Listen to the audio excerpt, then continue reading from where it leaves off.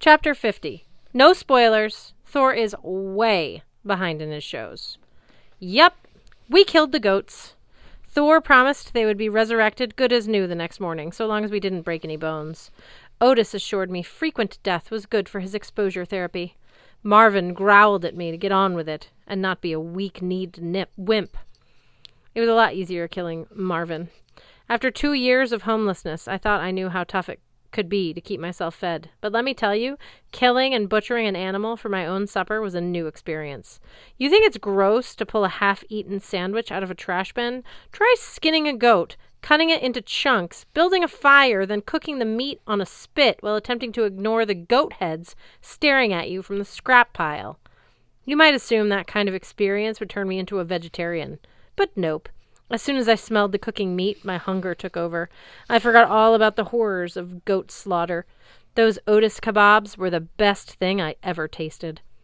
As we ate, Thor chatted about giants, Jotunheim, and his opinions of Midgard television shows, which, for some reason, he followed religiously. Can I say a god did something religiously? Giants! He shook his head in disgust. After all these centuries, you'd think they'd learn to stop invading Midgard, but no. They're like the League of Assassins in Arrow. They just keep coming back, as if I would let anything happen to humans. You guys are my favorite species. He patted my cheek. Fortunately, he had taken off his iron gloves, or he would have broken my jaw. Unfortunately, he hadn't washed his hands after gutting the goats. Hearthstone sat at the fire, nibbling on a piece of Marvin haunch. He was getting some of his strength back, though every time I looked at him I had to force myself not to sob. I wanted to hug the poor guy, bake him a batch of cookies, tell him a story of tell him how sorry I was about his crappy childhood, but I knew he wouldn't want pity. He wouldn't want me to start treating him differently. Still, the empty cup runestone weighed heavily in my coat pocket. Sam stayed on the edge of the fire, as far from Thor as she could get. She said as little as possible and made no sudden movements, which meant that most of Thor's attention was on me. Everything the Thunder God did, he did with gusto. He loved cooking his goats. He loved eating and drinking mead. He loved telling stories. And he loved farting. Boy, did he love farting. When he got excited, sparks of electricity flew from his hands, his ears, and, well, I'll leave the rest to your imagination. Unlike his movie version, there was nothing polished about Thor. His face was handsome in a beat-up way, like he'd spent years in a boxing ring. His chainmail was filthy. His leather jerkin and trousers had worn to the color of dirty snow. Tattoos covered his muscular arms. On his left biceps, Sif was inscribed inside a heart. Around his right forearm coiled a stylized world serpent. Across his knuckles on either hand, in block letters, were the names Magni and Modi. At first, I was nervous about the name Magni, because it was so close to Magnus. The last thing I wanted was my name printed across the Thunder God's fist, but Sam assured me quietly that it was a totally different name. Thor regaled me with his stories about a hypothetical death match between Daryl from The Walking Dead and Mike from Breaking Bad. Back when I was hanging out on the sidewalks of Boston, I would have been happy to talk TV for hours just to pass the time. But now I had a quest looming. We'd lost a whole day to unconsciousness. Speculating on the new fall lineup wasn't going to mean much if the world was consumed in flames 3 days from now. Still, Thor was having so much fun it was hard to change the subject. "So what do you think?" he asked. "Best villain in an ongoing series." Wow, tough one. I pointed to his knuckles. "Who are Magni and Modi?" "My sons!" Thor beamed. With the goat grease in his beard and the random electrical sparks flying from his fingers, I was worried he might set himself on fire. "I've got lots of sons, of course, but they're my favorites." "Yeah?" I asked. "How old are they?" He frowned. This is embarrassing, but I'm not sure. They might not even be born yet." "How?" "Magnus," Sam interrupted. "Lord Thor's 2 sons, Magni and Modi, are fated to survive Ragnarok. Their names are spoken in the prophecies of the Norns." "That's right!" Thor leaned toward Sam. "Who are you again?" Sam, my lord." "You have a familiar aura, girl." The god furrowed his red eyebrows. "Why is that?" I was a Valkyrie. Sam inched backwards. Ah, maybe that's it.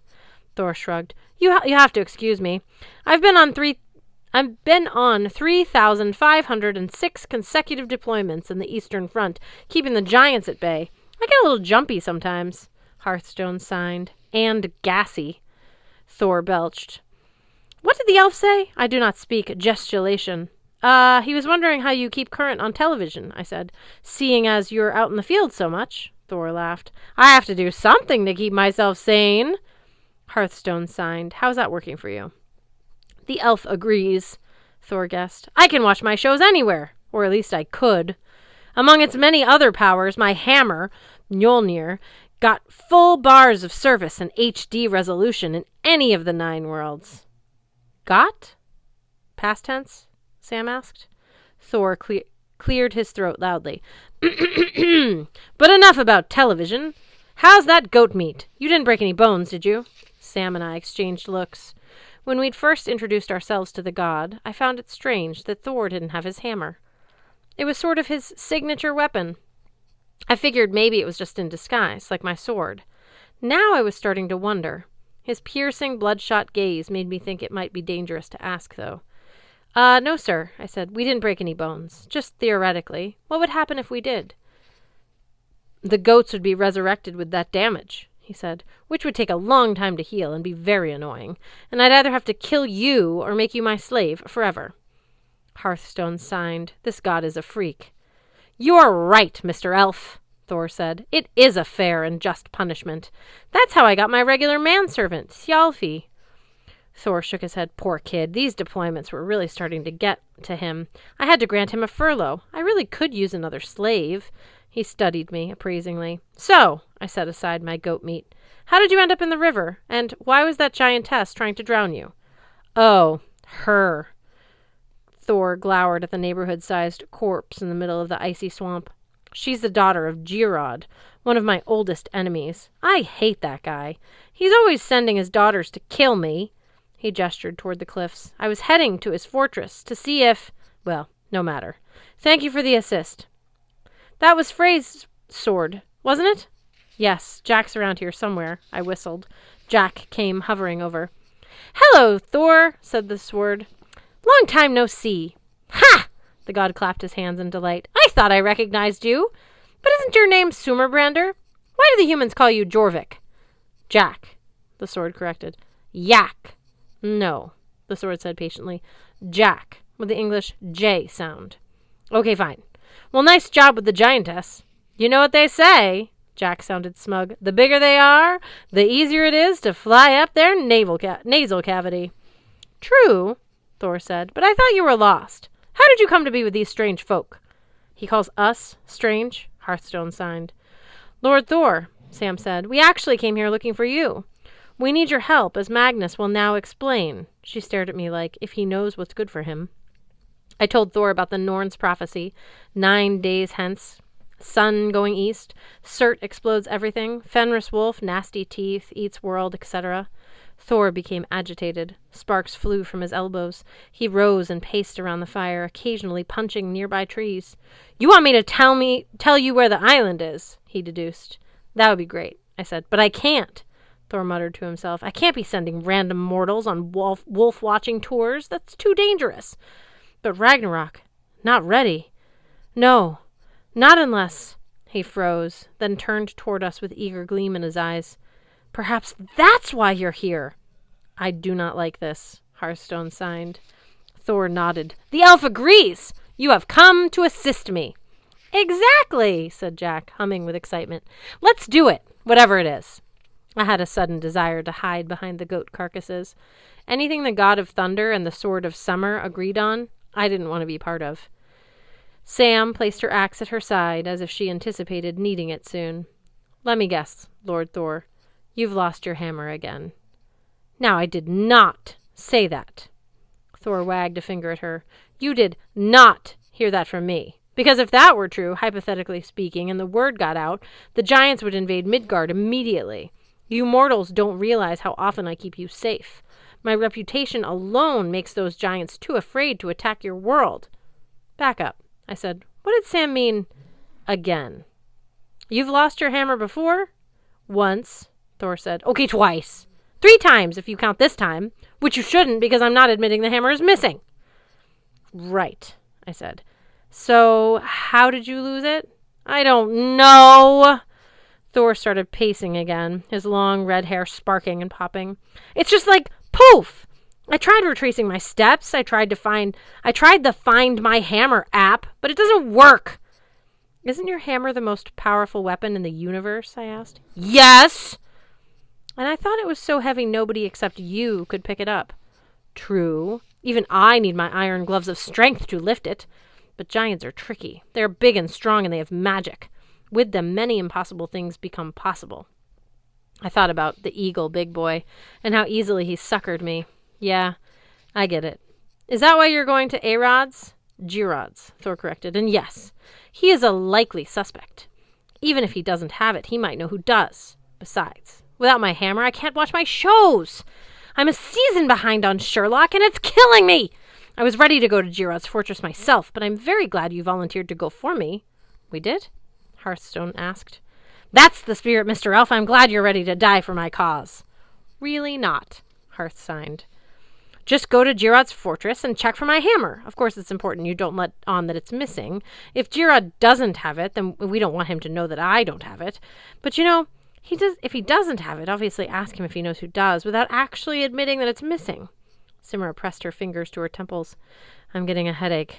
Lord Thor, how are we supposed to find your hammer if we can't mention... You'll figure it out, he said. You humans are a clever bunch. Then once you've determined the truth, I will know you are worthy to face Fenris Wolf. I'll give you the location of the island, and you can stop Ragnarok. You help me, I help you.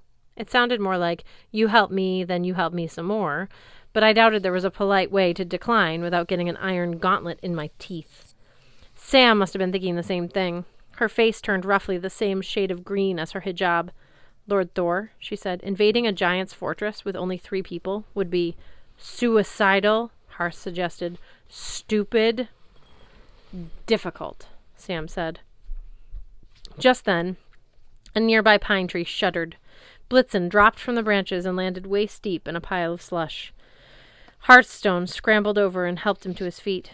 Thanks, buddy, Blitz said. Stupid tree travel. Where... Is this a friend of yours? Thor raised one iron-clad fist. Or should I...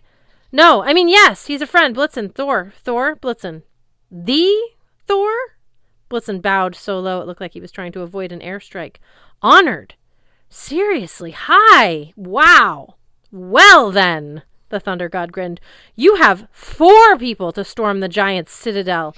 Friend dwarf, help yourselves to my goat meat and my fire.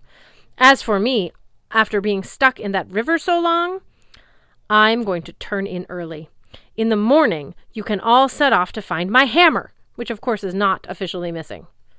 Thor tromped over to his bed of furs, threw himself down, and began snoring with as much gusto as he's been farting. Blitzen frowned at me. What have you gotten us into? Long story, I said. Here, have some Marvin.